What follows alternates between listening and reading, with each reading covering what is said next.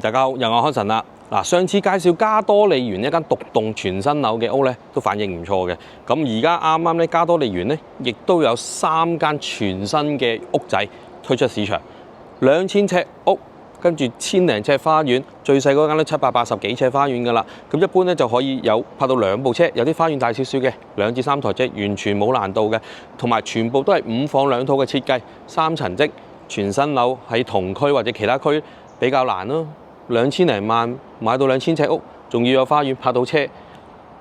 如果觀眾有其他嘅選擇，可以話俾我聽，我都去參觀下。嗱，咁我而家咧參觀第一間屋，就係呢一間 number 就一定無敵㗎啦，88號中國人嘅市場一定係中意呢啲 lucky number 88號屋。呢度咧最大花園係佢而家個花園咧1332尺㗎，可以泊到3台車嘅個花園通道位。咁而家事不宜遲啦。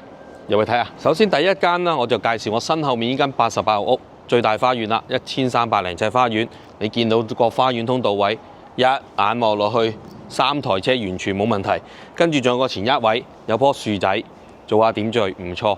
呢度望出去咧就大約呢度向北啦，東北位啦，後面就西南位嘅。嗱，記住啊，係全新樓啊，係全新樓啊，5房2套設計，地下仲有個客房嘅，方便一家大細有老人家。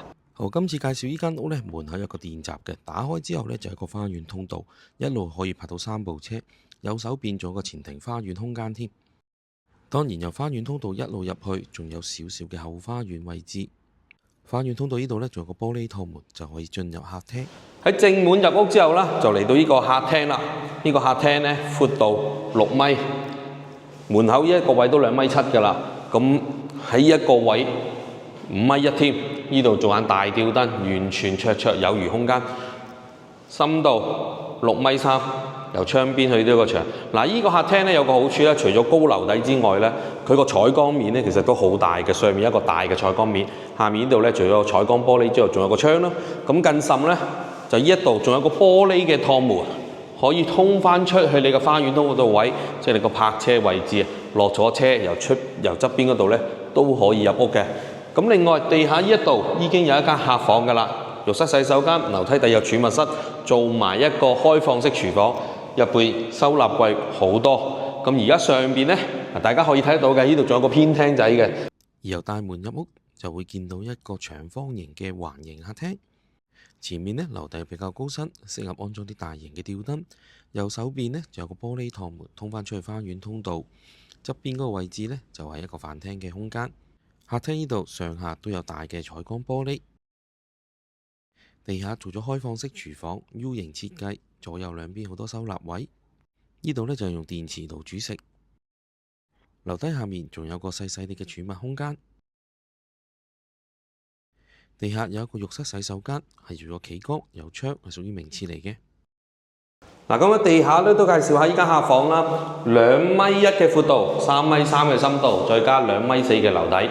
咁呢一度其實一般挨窗邊可以擺睡床啦，仲預留翻少少嘅位可以擺下啲雜物啊、櫃啊，或者係一啲梳妝台啊，其實都適合㗎啦。其實依間房咧，你可以作為工人姐姐住啦，又或者作為屋企有老人家嘅，可以俾間房佢，又或者客房都 OK 嘅。咁佢有個透光窗啦，咁就望翻嚟後面有少少嘅花園位置添嘅。而地下最正嘅就係有一間客房啦，有個窗係望翻後花園。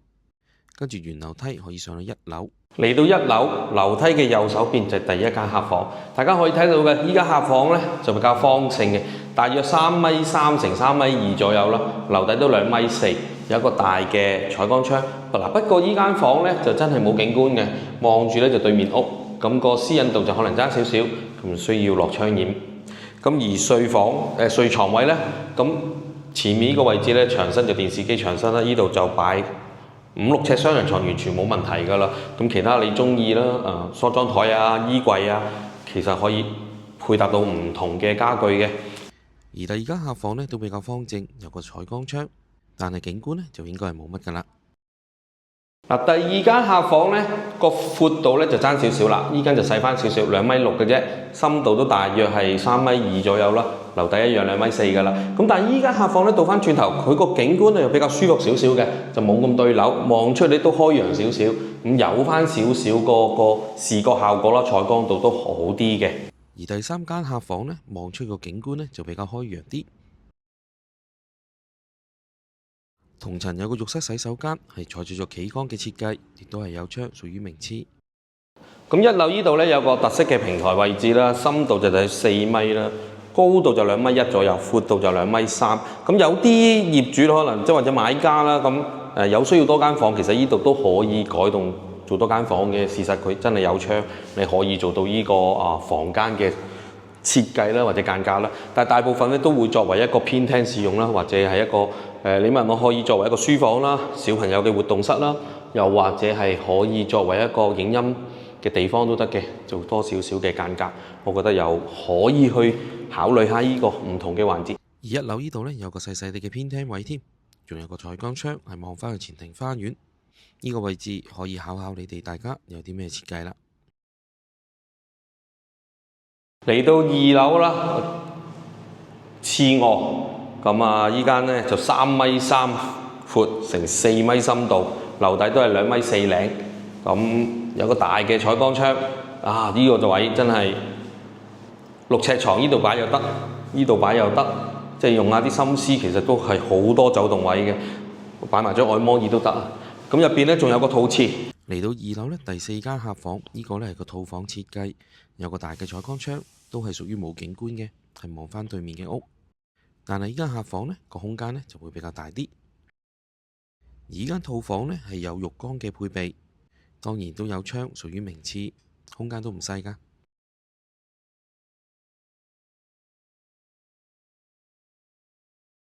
嚟到主人套房啦，呢邊牆身呢個闊度去到玻璃趟門4米，前少少廁所位去到嗰個窗位2.7米，咁深度6米，係咪好闊落呢？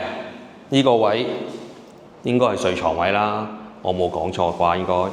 嗰邊就一定係做衣帽間啦，因為貼住洗手間啊嘛，呢個位置。咁入邊就套廁入邊當然有窗啦，有企缸，有浴缸。呢度仲有個露台位置。最後呢，有個大嘅主人套房，係一個環形嘅設計，有個大嘅採光窗，同埋有玻璃趟門通返出去前邊嘅露台仔。就咁呢度望出個景觀都好開揚㗎啦。套廁浴室入邊除咗有企缸，亦都有浴缸。當然都有窗，空間呢亦都比其他嘅浴室係大啲嘅。主人房呢度望出去呢，其實都十分之開揚㗎啦。咁可以呢望埋呢對面屋呢有個自己嘅屋入邊嘅自己嘅私人泳池啦，望咗個感覺呢都幾舒服嘅。依邊呢真係再度多次啦，正向北㗎啦，南北位比較通爽啦。咁另外就側邊呢度都比較開揚少少嘅，陽光採光度完全冇問題。露台望出去嘅景觀十分之開揚㗎。嚟到依間屋嘅天台，大家可以睇得到後面。今日天色爭少少啦，如果天色好呢度呢，一眼望出去呢，真係望到大陸入邊嗰啲夜景嘅陽光、藍天白雲，完全可以睇得到嘅呢度。嗱，依間屋呢就2000尺，1300零尺花園，可以做埋泊車2-3部車，完全綽綽有餘，都係叫價2000頭嘅啫。如果大家有興趣，記得快啲聯絡康臣。